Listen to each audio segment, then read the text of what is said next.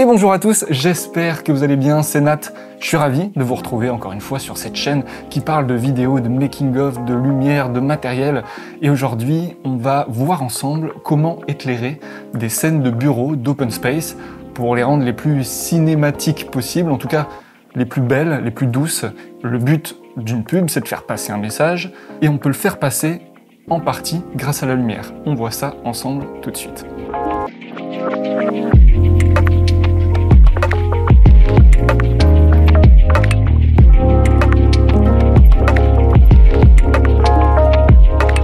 Donc on va parler de deux spots publicitaires qu'on a réalisés pour l'entreprise Blablacube.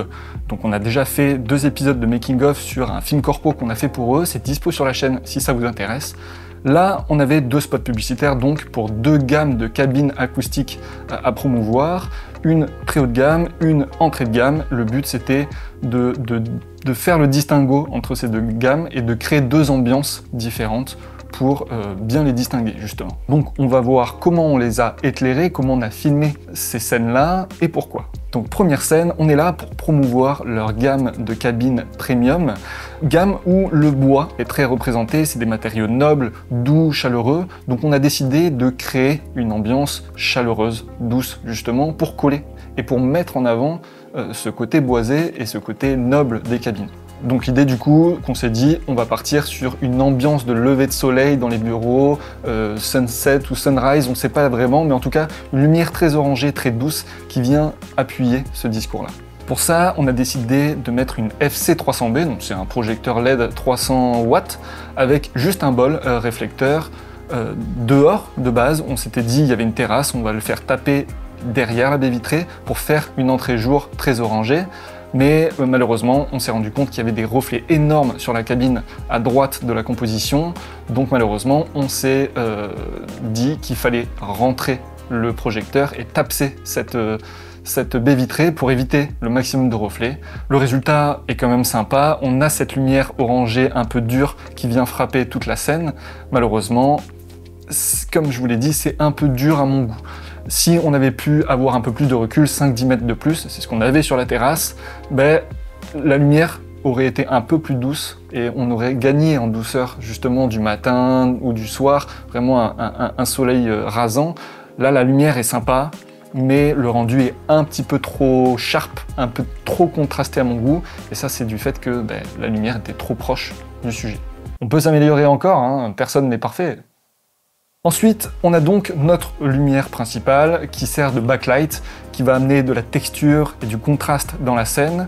Maintenant, il fallait qu'on rehausse un peu le niveau dans l'open space. Pour ça, on a décidé d'installer une lanterne sur une autre FC300B qu'on a mis le plus haut possible et qui nous permet de réduire un peu le contraste énorme que venait apporter le contre. Et on l'a réglé entre 4500 et 5600 Kelvin de mémoire, histoire de contraster aussi avec la lumière très orangée de l'entrée-jour. C'est simple, c'est efficace, ça marche, mais pour éviter d'avoir ce rendu trop plat, d'avoir cette lumière qui vient écraser tout et qui enlève tout le contraste qu'on vient de créer, on s'est dit, en fait on a éteint la dalle lumineuse au plafond qu'on voit juste au-dessus de l'arche. Pourquoi? Parce que ces lumières-là ont un CRI tout pourri. Le CRI, c'est quoi? Le CRI, c'est un indice de fidélité du rendu des couleurs par le sujet éclairé. Autrement dit, c'est un indice qui va de 0 à 99. La lumière du jour, c'est 100, c'est le rendu le plus naturel qu'on puisse avoir. Et les lumières professionnelles qu'on utilise, que ce soit du Nanlite, du Aputure, souvent elles ont un CRI de 95+. Donc on a un rendu des couleurs qui est super. Les dalles au plafond dans les entreprises ou les néons que vous avez dans vos garages ou dans les usines, ou même les ampoules que vous avez chez vous, les tungstènes ou du LED, c'est un CRI tout pourri, vous allez avoir des teintes magenta et vertes qui s'en dégagent, c'est horrible. Donc si vous pouvez, enlevez-les et refaites-les avec, refaites ces arrivées de lumière avec vos lumières professionnelles. Donc pour cette dalle-là, on a décidé de l'éteindre et de la reproduire à l'identique, mais par réflexion. Donc comment on a fait? On a fait taper au plafond avec un projection attachment qu'on a découpé avec les couteaux de la découpe pour que ça fasse le carré parfait, avec attaché une Forza 60B2 réglée à 5600 Kelvin. Donc on a l'impression que la lumière vient du plafond alors qu'elle est projetée depuis le sol derrière la cabine. Bon, bah là on est déjà pas mal, on a notre ambiance chaleureuse, nos niveaux qui sont relevés, on a juste décidé de relever un peu le niveau sur notre sujet au centre, qui est assis sur la table, en mettant un pavotube 30C2 au niveau de l'arche, qui est caché avec une grille d'abeilles qui vient taper en douche et qui relève un peu la tête et le visage de notre sujet au centre. Globalement, pour cette scène, on a pas mal galéré. Pourquoi? Parce que entre les teintes des sols, des moquettes qui étaient vertes, rouges, qui étaient sympas, mais ça fait des réflexions dans tous les sens, les murs pareil. On avait des teintes magenta et vertes qui popaient un peu dans tous les sens. Donc on a essayé de gérer ça au maximum. Il en reste encore pas mal qu'on n'a pas réussi et qu'on ne pourra pas enlever, notamment dans le fond de la composition avec ce mur tapissé en rouge-rose qui était fixé au mur, donc on ne pouvait pas l'enlever et qui nous apporte quand même pas mal de réflexions rouge-magenta qui sont pas spécialement très sympas à avoir. On a filmé quasiment toutes les scènes de cette vidéo avec un slider motorisé pour rajouter un peu de mouvement dans l'image tout en restant le plus stable possible. Mais je vous parlerai de ce slider de manière un peu plus détaillée dans la prochaine vidéo.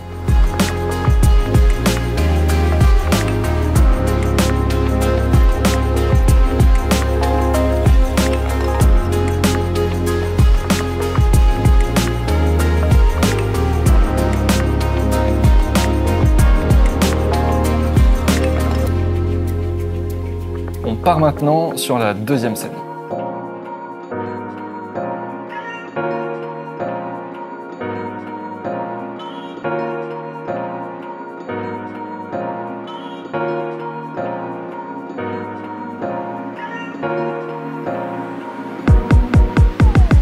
Ici, la gamme de cabines à mettre en avant, c'est la gamme essentielle, donc c'est l'entrée de gamme chez le constructeur, beaucoup plus simple et beaucoup plus épurée. Pour bien faire la différence du coup avec la gamme premium, on a décidé de créer cette fois-ci une ambiance beaucoup plus claire, beaucoup plus lumineuse, beaucoup plus neutre, pour vraiment séparer les gammes entre elles. Cette fois-ci, en termes de décor, on était dans une pièce vide. Donc la veille, on a dû, avec le client, anticiper et prévoir, aménager tout le setup pour créer des faux bureaux, avoir l'impression qu'on est vraiment dans un open space, tout en essayant de caler les cabines le mieux possible pour les mettre en avant, parce que c'est ça le sujet, hein, c'est pas de filmer des bureaux, c'est vraiment de comment on va placer ces cabines dans l'image pour qu'elles soient le plus vues par le spectateur. Donc là on avait deux cabines dans cette scène, une cabine de 4 personnes et une cabine solo. On les a mis de part et d'autre de la composition, une à gauche, une à droite, avec les bureaux au centre, histoire de bien les séparer et que notre regard puisse passer d'une cabine à l'autre facilement. Pour l'éclairage maintenant, on a bien évidemment coupé toutes les dalles LED qui étaient au plafond pour la même raison que tout à l'heure. La lumière n'est pas de bonne qualité et ça nous fait des teintes magenta et vertes dans tous les sens, donc c'est pas possible. Là, ce qu'on voulait du coup, c'est une lumière la plus naturelle possible. Donc on avait ces grandes baies vitrées. Donc on a fait faire installer un voile, un voilage sur les fenêtres, histoire qu'on puisse anticiper si la météo était mauvaise ou très ensoleillée. On avait un maximum de douceur dans tous les cas en termes de lumière qui arrivait dans la pièce. Bon là, on a eu beaucoup de chance parce que pour une fois, il faisait pas beau, on était dans le sud mais il faisait pas beau, le temps était tout gris, donc ça nous faisait une lumière super diffuse, donc ça nous a bien servi pour cette fois. Maintenant, si on laisse uniquement la lumière naturelle, on est quand même très sombre dans la pièce, donc il fallait rehausser le niveau. Pour ça, de l'autre côté, à l'opposé de ces baies vitrées, on avait des fenêtres également qui donnaient sur l'usine. On a fait installer de la vitrophanie, donc c'est une couche qui opacifie les fenêtres.